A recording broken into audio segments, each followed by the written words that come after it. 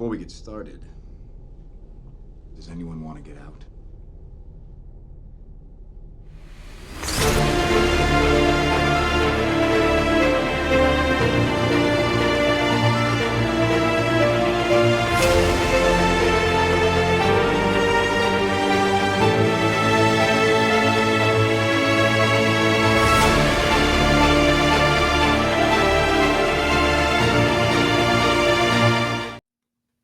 Hello, everybody. Welcome to this week's episode of Rewatch.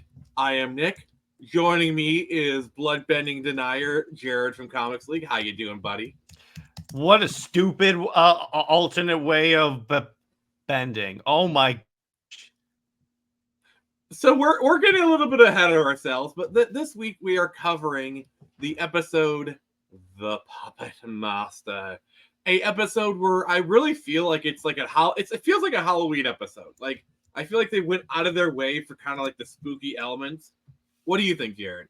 Oh yeah, 100%. It leaned into that Halloween-y theme of it, which was part of the fun, but it's like there was just one part of it where when I was so what Nick did is he gave me a preview after we reviewed last week's episode, and I was like, okay, you know what? Maybe it'll make sense if I actually watch the episode. So I watched it. It didn't help. And we will get into that in a second, but so basically the gang, they're still in the Fire Nation, and they're at a campfire telling spooky stories, all right? And all this, like, Toph starts to hear some like people down in the mountain below. And as soon as that happens, all of a sudden an old lady appears. Mm-hmm. And you know, she looks a little bit crazy. I mean, she's one cat away from being a crazy cat lady, but, you know. So she invites them back in their inn, and she's really nice. It's a bit spooky. Go to the market the next day. They're kind of shopping for stuff. She needs to make a few errands. But, so they go back to the inn. It's just them. And they kind of break into some stuff. I feel like both Katara and Sokka are right in this instance where it's like, I feel like Katara is being a little bit too overprotective, but at the same time, they're committing B&E, you know? Like, mm-hmm. Yeah, I'm pretty sure the whole need to be overprotective has gone out the window at this point. And so they find her treasure, and it's a comb.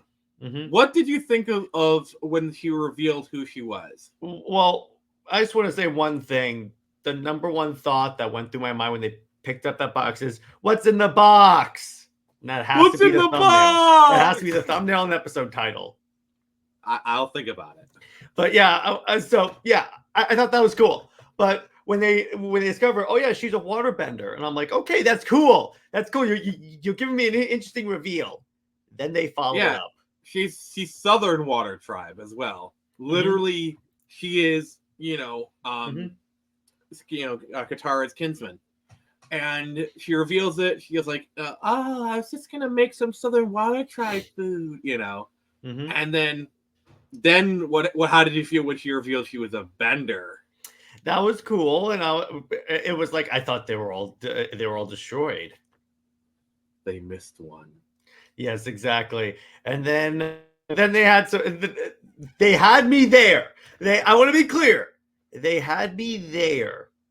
And then we get to the backstory of all that stuff. And then they lose me quicker than soap in a shower. I think when they started doing the bloodbending stuff is probably when they lose you. But let's kind of let's backtrack to when like the raiding and they're defending.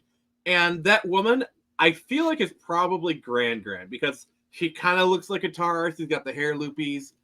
I was wondering about that myself. Because, like, she said it was 60 years ago. It's like, don't think it's Katara's mom because that woman was too old to be Katara's mom. I'm pretty sure it was Grand. Mm-hmm. That's great. Yeah, I was thinking about that myself because I was like, who would that be related to? Because she's too similar to Katara. Yeah, like facial structure, the hair loops, you know. Mm-hmm. But yeah, and that's what I love about Avatar. They just kind of throw in those background details, make you figure it out. Mm-hmm. And did you like the explanation for the ship from the first episode? Yeah, that was cool. I was like, oh, that's where that came from. Yeah, nice little detail. They kind of wrapped around to that, you know? That's a way of going hashtag full circle. And then we get to the moment where we lose Jared, where she's in a prison. Her bedding has been taken away, but like nature, she finds a way. Okay, my issue with this is that Here we go. if you could bend blood, okay, I get that because blood's a liquid. I get that. But the idea that it controls someone's body, or it's like when she takes the water out of the roses, she doesn't move the roses, she just takes all the water out of them. And I'm like, you contradict your own logic here. Well, it's about bending because, like, in terms of the roses, they're taking the moisture out of the roses. That's why the roses die. Okay, but when it comes to the blood bending, they're not taking the blood out.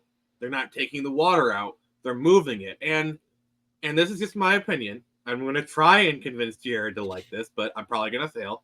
Is we have blood veins all over our body, not just on the surface, but in the muscles and like in every part of our body. Like if you look at like a map of our blood circulatory system, it's just a web of networks all throughout our body. And so to like, move it like, in my opinion, to having to move it like this makes sense. No, but here's the problem with that. If you're whipping around someone's blood, it's going to burst out of the capillaries.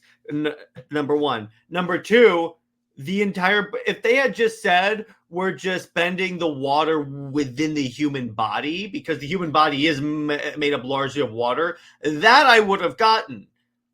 But the minute you said blood bending, I'm like, no. But Jared, blood bending sounds a heck of a lot cooler. No, I know. Human water bending. Like, no, it's cool. You could just say, because the minute you say, okay, water bending, you could bend the water in someone's body. That is so cool. But I get blood bending supposed to sound cool, but when you actually think about it, it actually starts to sound a little lame. It's just easier to explain. Like it's bending the water. Like literally, you spent like 30 seconds. Well, okay, 30 seconds maybe too long. Like 10 to 20 seconds explaining the human water to blood, or blood bending, moving the water in our blood. It takes like 5 seconds to explain it, and it's easier for people to understand. I don't know. I'm just you can bend it. You can bend the water in someone's body. It's like 5 seconds there. That's a more realistic explanation. Yeah, but realism can kiss my butt. That's fair enough if you don't want realism. With that one, that just went a little too far for me. I mean, that is perfectly fair. Like, I'm not saying like your interpretation is wrong. I mean, it is, but plus, unfortunately, Jennifer Hale did not show up in this episode, so I can't give it a Hale boost. It's a Hale penalty. Yeah, that's like I should take off 2 points because it didn't have Jennifer Hale. There is an episode that like might be a little bit boring to you, but Jennifer Hale's in it, so it might redeem the episode. Probably, yes. Oh dear. But yeah, I like put it this way: the first half of the episode is good up until you get to the blood bending. That's when it goes downhill. But yeah, like the bloodbending stuff aside, can you at least kind of appreciate like the spookiness of it and just it's spooky as hell. It's just stupid spooky. Like just take the bloodbending portion aside and just a story about like she forced Katara to become a bloodbender.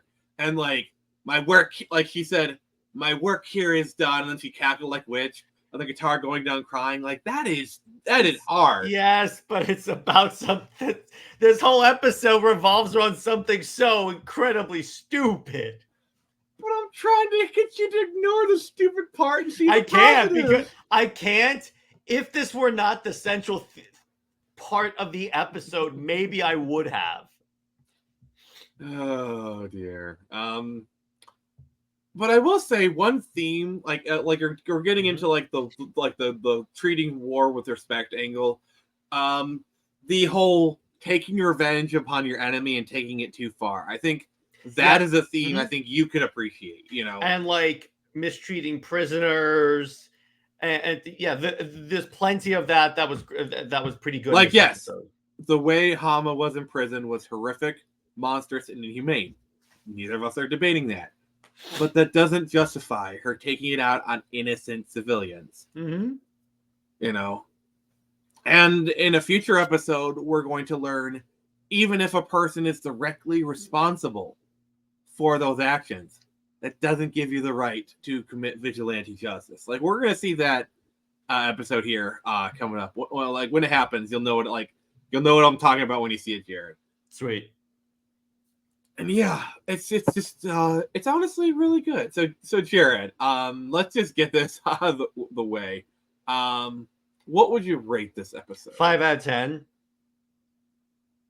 Because if your central tenet is something that I find stupid as hell, when you could have had an easier explanation that actually works with the story, because you had Katara sweat bending in the last story, that was better. Because if you had just said, oh yeah, she because you're telling me she can bend the natural water in the body, and then you're like blood bending. 5 out of 10. Personally, I don't see why you're hung up on this, but hey, it's your take, and that is fine. It's okay to be wrong every once in a while, my friend. So as for me, I give this like an 8.7 because there is one moment that actually, for me, I find to be ridiculous. Is my work here is done. She says, Katara, you're now a bloodbender. And the people of the Fire Nation, who very obviously heard that, they don't even react. Like they don't. Like that's the other thing. Actually, you know what? 4 out of 10. Like, that's one I'll agree with you, because I'm sorry, like this isn't even like a realism of like, oh, people are shooting lightning out of their fingers. No, this is how like human behavior. This is how logically you hear that this person's confirmed to be an enemy, and you don't do anything. Well, they don't know what a bloodbender is, but it's like, okay, that's what literally it's the same thing as her. It's like it kind of raises suspicions, Mm-hmm. Oh, but yeah. So all right. So next, the next episode that we got for you is Avatar: The Last Airbender. I am stalling because I'm trying to get to the file. Is episode 9, Nightmares and Daydreams, which hopefully they won't have an Avatar bend nightmares and daydreams.